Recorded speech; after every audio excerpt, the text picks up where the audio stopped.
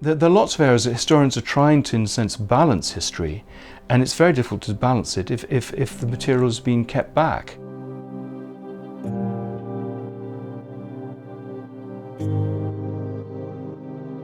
It's very frustrating. We're directed down certain channels because of the availability of the material, and that, I think, one of the problems with a lot of historians is they do their research based on what's there rather than what should be there. We're now discovering our history, the slavery. People are trying to actually give new perspectives, the position of women in history. So we should be able to try and, resurrect the past and not to be hamstrung by the fact that the material is skewed one way or another.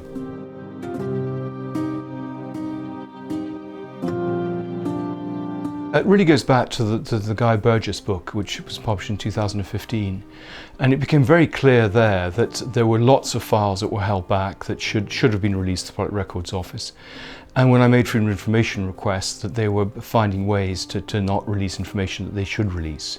And so that's really when, since the battle against whoever it is, the government or whatever, took place, and also this very cosy relationship, because my book was due to come out in October. I knew that there were hundreds of Burgess and Maclean files to be released, probably in the autumn. And I'd asked if I could have a look at the material. It had all gone to the National Archives, and they have a special room where you can look.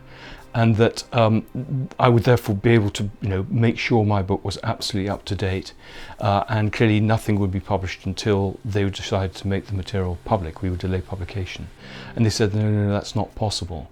And then I discovered they'd been handing this stuff out and about to TV and radio programs for months. So it sort of was one rule for one lot and one rule for someone else. So that sort of began to get my hackles up. Because though they released material, it was clear when I saw the material after my book came out that they'd only released, for example, some of the interviews, only half of one interview with a particular person. There was nothing clear on Philby or Blunt or Cairncross or any of the other minor members of the Cambridge Five. And of course this stuff should have been out years ago, because of the 20-year rule. I mean, one of the problems is we don't really have proper inventories. We don't know. It's exactly like the Royal Archives. It's like going to a restaurant without a menu. There's no inventory, and that's true here. You can make stabs in the dark in terms of asking for stuff, but there's vast amounts of stuff. I mean, if there were 200 or 300 files just for Burgess and Maclean in 2015, and that was just the Foreign Office Security Department, there'll be scores of files in MI5, liaison with MI6, reporting from the embassies, just on them, and that's before you get onto all the other ones. They were trying to control what I looked at and the amount of stuff I could look at.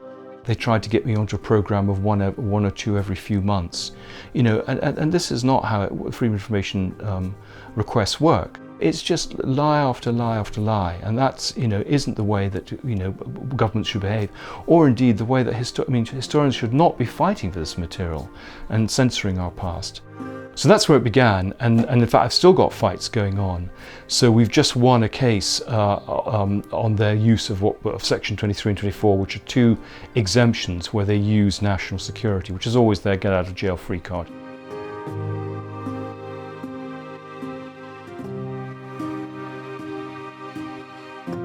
The battles go on and on and on. And then the Mountbattens was the next, in a sense, fight, because I knew that the diaries and letters, which had been quoted in previous books, including the two official lives in the 1980s, had been bought with public monies for scholars to look at. There is a lot of documentation. I mean, there are thousands of files in Southampton University, everything back to his nursery school reports. The problem is there's an awful lot of stuff which is missing, not just the letters and diaries. I mean, there's an inventory that goes A6, A12, A15. And when you say, what about these missing files? They say, well, that was the way it was catalogued. So, I mean, they treat you as a chump. But, there is clearly a lot of material there that's been kept back. And yet when I asked for these diaries and letters, they claimed to know nothing about them. And didn't even know who might have them or who to contact. And I thought, this is ridiculous, it's not right. An academic institution is kowtowing to the government. Then eventually, I had to, because they were deploying high-level lawyers against me, it was getting much more complicated. I had to bring in lawyers to make the case, because we'd got the Information Commissioner having actually accused, I mean, more or less charged him with contempt of court, because they'd ignored, both the Cabinet Office and Southampton had ignored the Information Commissioner. We then got a decision from the Information Commissioner they should be released, and that's when they appealed in the end of 2019. And here we are 2 years later, still waiting for the appeal. They've managed to kick it down the road, and of course to push up my legal costs, which is of course their strategy always, to delay and to force people out through costs. So that's when I had to go public, because I had to raise some money to get us to the final hurdle. And also, once I get there, I'm hoping I'll get my costs. You don't normally get costs in tribunals. They have now been forced by the courts to release material. So we've got material up to 1960. I mean, there are gaps, for example, 1947, Indian independence. But when you look at it, it's all completely innocent. And you wonder, you know, have I just spent 6 years and all this money for nothing? But you know, I'm hoping there will be some stuff in the later period, which is what they're really fighting about. But you know, we spent £4.5 million of public money getting this, and they've now spent probably £1 million making sure we don't see it. So it's a scandal.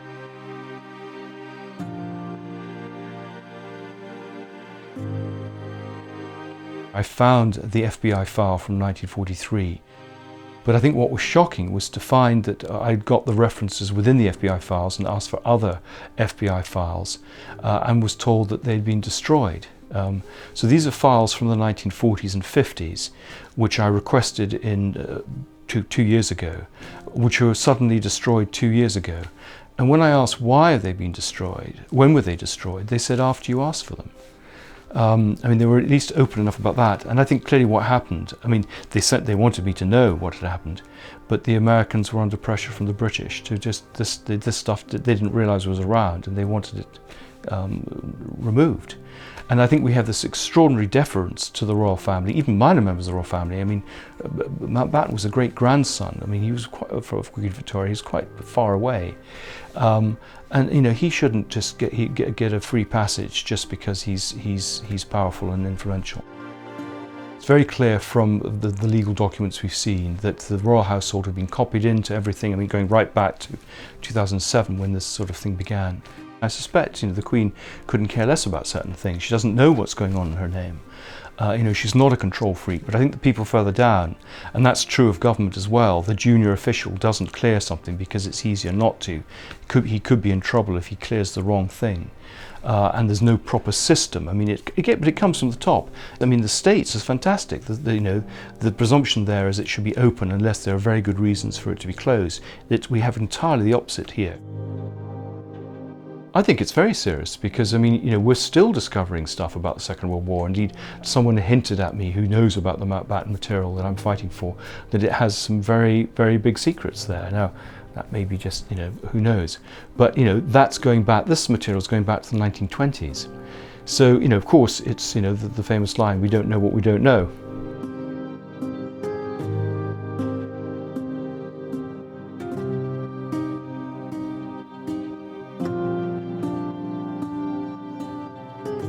He had tea with them, he had a tour of Germany, he met all the Nazi leaders, he visited SS training camps.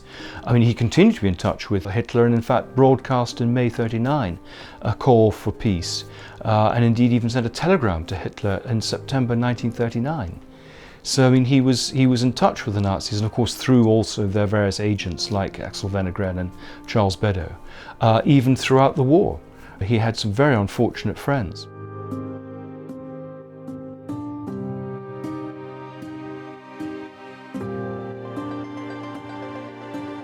The British want them destroyed, and I mean, Churchill lobbies Eisenhower, who I think is prepared to do it, and indeed lots and lots of American politicians are involved in this, apart from Churchill and all the British politicians here. But the heroes of the story are the American historians who say these documents must be preserved and eventually must be published. I mean, they're not published eventually until 1957, so I mean, they managed to delay it for 12 years.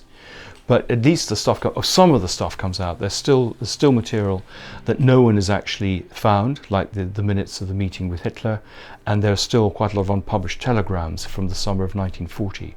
But we have a pretty clear idea from this, and now backed up by, for example, Portuguese Secret Service files, Churchill correspondence, private diaries and letters, people like David Eccles, filling out the story. And the two most, I think, damaging bits of evidence against the Duke is confirmation that he was in touch with a German agent called Santo Espirito, who basically said, will you come back from the Bahamas if you're called upon to be this sort of British Pétain figure?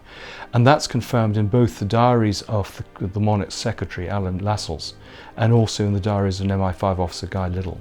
So, I mean, the material is there. It's no good historians, as they have done, dismissing this as all sort of speculation. I mean, the facts are there.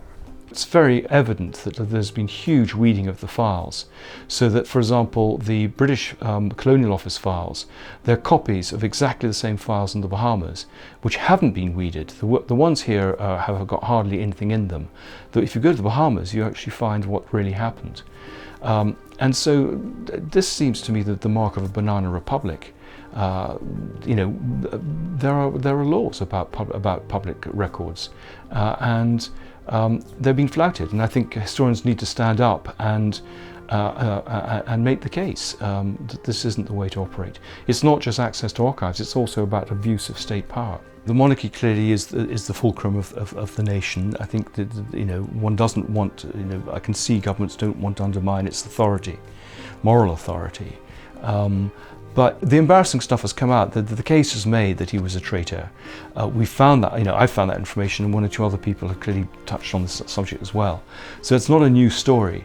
So who knows what more there may be afterwards. But it was very clear that Churchill refused to have any dealings with him after the war, and this perhaps explains why the royal family really froze him out. It wasn't just the abdication; it was this treachery.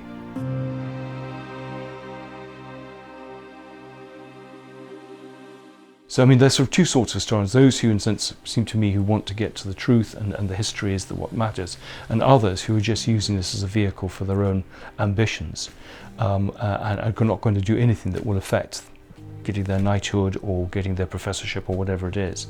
And we see the same problem in archives.